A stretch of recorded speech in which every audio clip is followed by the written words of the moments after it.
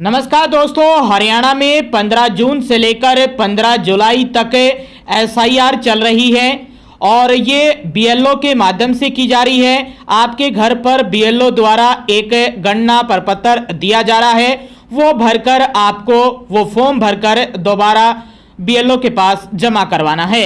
उसमें दो प्रकार के फॉर्म एक ही कॉलम में एक ही पेज पर दिए गए हैं। एक वो जिनकी वोट 2002 के बाद बनी है, यानी पिछली बार जो एसआईआर हुआ था 2002 या उससे पहले, उसमें जिसकी वोट बन गई थी, हम उनके बारे में बात नहीं करेंगे, बल्कि उनके बारे में बात करेंगे जिनकी वोट पिछले एसआईआर में शामिल नहीं थी, यानी वो वोट का हकदार जो भी मतदाता बने हैं वो 2002 के बाद बने हैं। 2005, 2007, 2010, 12, 15, 18, 17 या 26 तक कभी भी बने हो तो वो अपना एसआईआर का फॉर्म कैसे भरना होगा ये जानकारी देने वाले हैं। 2002 के बाद यदि आप वोटर लिस्ट में शामिल हुए हैं तो आपको कैसे एसआईआर का फॉर्म भरना है जान लीजिए। 29 जून की अपडेट है, क्योंकि यदि आप गलत कर दोगे तो आपकी वोट कट जाएगी और फिर आगे जाकर बहुत सारी परेशानियों का सामना भी आपको करना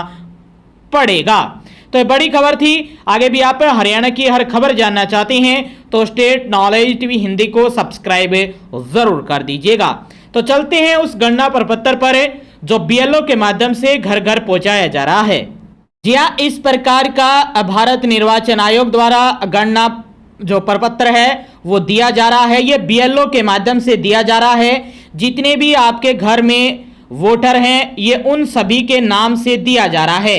जैसे ये मेरा गणना प्रपत्र है जो बीएलओ के माध्यम से दिया जा रहा है, इसमें ऊपर मेरी सारी डिटेल है, क्योंकि मेरी वोट 2002 के बाद बनी है। यहां पर मेरा एक ब्लैक एंड व्हाइट फोटो दिया गया है, साइड में फोटो चिपकाने के लिए बोला गया है, यानी वर्तमान फोटो चिपकाने के लिए कहा गया है। यहां तक केवल आपको फोटो चिपकानी है।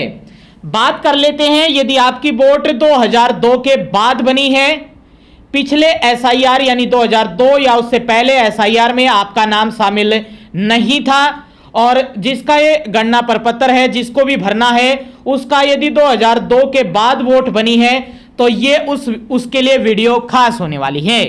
इसमें नीचे आएंगे तो आपको दो कॉलम दिखाई देंगे, यानी एक लेफ्ट वाला कॉलम जिसमें लिखा है पिछले एसआईआर की मतदाता सूची में मतदाता का विवरण, लेफ्ट साइड यानी बाईं तरफ, ये आपको छेड़ना नहीं है। ये उन लोगों के लिए है जिनकी वोट 2002 से पहले बन चुकी थी, पिछले एसआईआर में उनका नाम है, ये आपको छेड़ना नहीं है। आपका ध्यान होना चाहिए राइट वाले कॉलम पर, यानी जिनकी वोट 2002 के बाद बनी है उनके लिए राइट वाला यानी दाएं वाला कॉलम है। तो दाएं वाले कॉलम को जूम कर लेते हैं। इसमें सबसे ऊपर लिखा है पिछले एसआईआर में उस रिश्तेदार का विवरण जिसका नाम पिछले कॉलम में दिया गया है। यदि आपकी वोट 2002 के बाद बनी है तो इसमें आपका डिटेल नहीं आएगा, बल्कि आपके माता का, आपके पिता की डिटेल आएगी। नाम में आपके पिता का नाम आएगा। फिर एपिक नंबर में यदि उनका वोटर कार्ड है उस पर एक एपिक नंबर लिखा होगा जो इलेक्शन कमीशन की तरफ से एक बार और यूनिक दिया जाता है, वो है आपके पास उपलब्ध है तो लिख दीजिए। आपके पिताजी का नाम लिख दीजिए, रिश्तेदार का नाम यानी आपके पिताजी का फिर नाम आएगा, और संबंध आपके पिताजी के साथ आपका संबंध पिता का है, यानी आप उसके पुत्र हैं, लेकिन संबंध पिता है तो यहां पर पिता लिखना होगा आपको। और जिला, यहां पर जो भी जिस जिले से आपका संबंध है वो जिला लिखना, राज्य का नाम लिखना। फिर आता है सबसे बड़ा कंफ्यूजन नीचे, विधानसभा निर्वाचन क्षेत्र का नाम। यदि आपके पिताजी की वोट 2002 से पहले बन चुकी है तो ये उनके लिए ही कॉलम है। जैसे आप election commission of India net की ऐप पर जाएंगे और वहां पर डिटेल डालेंगे, e roll number, voter list, SIR पिछली 2002 वाली निकालेंगे तो वहां पर विधानसभा निर्वाचन क्षेत्र आपके क्षेत्र का दिखा देगा। भाग संख्या भी आपके पिता की वहां पर लिखी होगी, क्रम संख्या भी लिखी होगी, और जो रिश्तेदार वगैरह का नाम है वो सब कुछ उसमें लिखा पाएगा।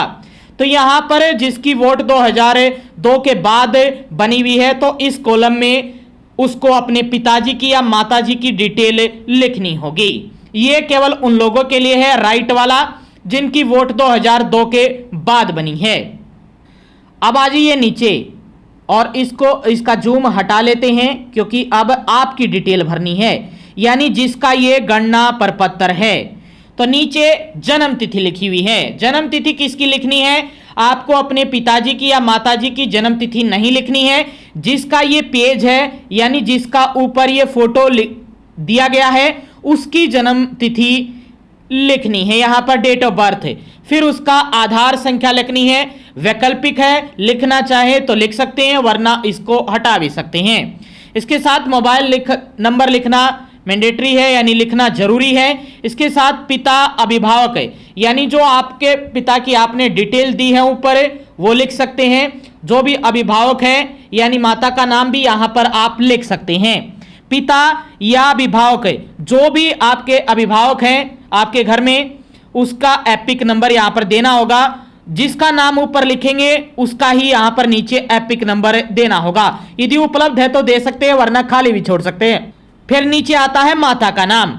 माता का नाम यहां पर लिखना होगा और माता का एपिक नंबर यदि उपलब्ध है तो लिख सकते हैं वरना इसको खाली छोड़ सकते हैं।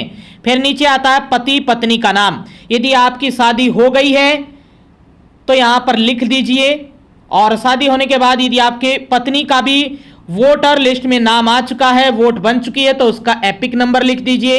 यदि आपकी शादी नहीं हुई है तो खाली छोड़ दीजिए और उसका एपिक नंबर भी लिखने की जरूरत ही नहीं होगी क्योंकि आपकी शादी ही नहीं हुई है तो एपिक नंबर कहां से आएगा। तो ये छोटी छोटी डिटेल है, वीडियो को पॉज करके जरूर भर लेना क्योंकि ऊपर जो राइट वाला कॉलम हमने बताया है वो उन लोगों के लिए है जिनकी वोटर लिस्ट में नाम है यानी इस फोटो वाले का नाम है 2002 के बाद आया है तो उसमें उस रिश्तेदार का विवरण देना है। जो उसका रिश्तेदार है उसकी फैमिली में आता है उसकी डिटेल देनी है। यदि माता पिता की देना चाहते हैं उसकी दे सकते हैं और यदि ज़्यादातर माता पिता की ही चलेंगी कॉमनली है या और किसी रिश्तेदार का विवरण देना चाहते हैं तो वो भी दे सकते हैं, कोई इतना ज़्यादा नहीं पूछा गया है। इसके साथ सारी डिटेल आपने भर दी है, अपनी भी सारी जन्म कुंडली आपने नीचे फिल कर दी है और जैसे ही आप नीचे आएंगे तो यहाँ पर आपको साइन करने होंगे, हस्ताक्षर करने होंगे। यदि आप पढ़े लिखे नहीं है तो आप अंगूठा लगाएंगे। अंगूठा भी आपको बाएं अंगूठा लगाना है, चाहे आप पुरुष हो या महिला हो, केवल बाया अंगूठा है वही चलेगा। और संबंध का उल्लेख भी करना होगा।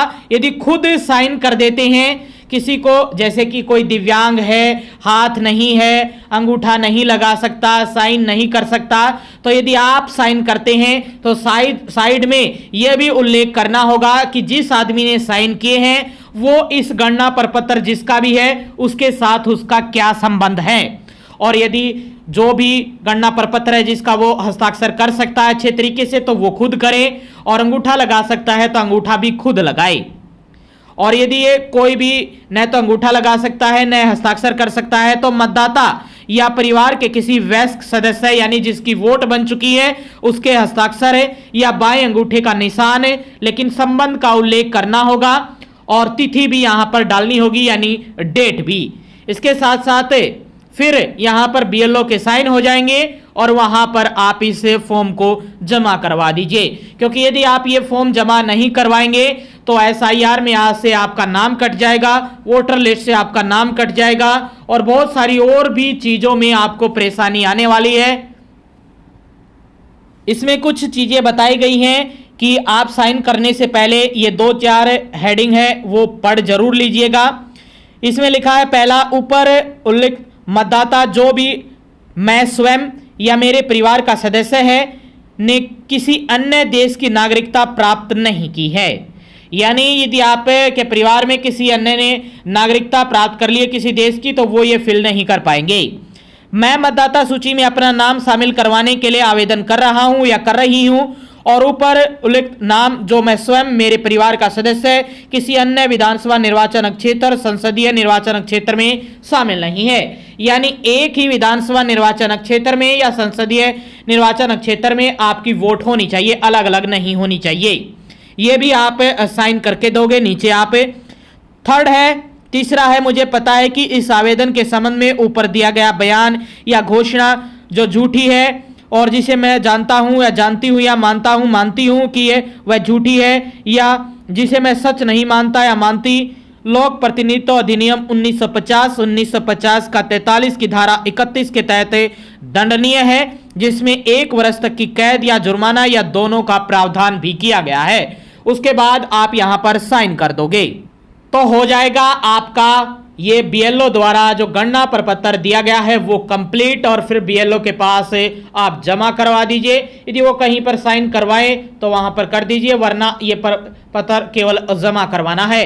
केवल वो बीएलओ के हस्ताक्षर हो जाएंगे और वो अपने पास रख लेंगे, और फिर वो ऑनलाइन डिटेल वगैरह जो भी है वो बीएलओ का काम है, आपका काम नहीं है। तो ये उनके लिए है जिनकी वोट 2002 के बाद बनी है और उनके माता पिता का नाम पिछले एसआईआर यानी 2002 की एसआईआर उससे पहले हुई एसआईआर में उसके माता या पिता या रिश्तेदार का विवरण दिया गया था, तो उसके बेस पर 2002 या उसके बाद के वोटर सभी अपनी डिटेल भर सकते हैं।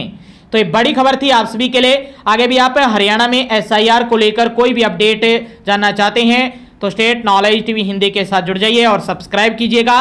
जो अगली वीडियो आने वाली है ये उनके लिए आने वाली है जिनका पिछले एसआईआर यानी 1999, 2000, 2001 या 2002 में वोटर लिस्ट में नाम शामिल था और उनको ये फॉर्म भरना है, तो वो कैसे भरना होगा ये अगली वीडियो में बताएंगे। ये उनके लिए थी जिनका 2002 के बाद वोटर बनी है, लेकिन अगली वीडियो आने वाली है जिनकी 2002 से पहले वोट बन चुकी थी। इस वीडियो को ज़्यादा से ज़्यादा शेयर कीजिएगा। आगे भी आप हरियाणा की हर खबर जानना चाहते हैं तो स्टेट नॉलेज टीवी हिंदी को सब्सक्राइब जरूर कर लीजिएगा।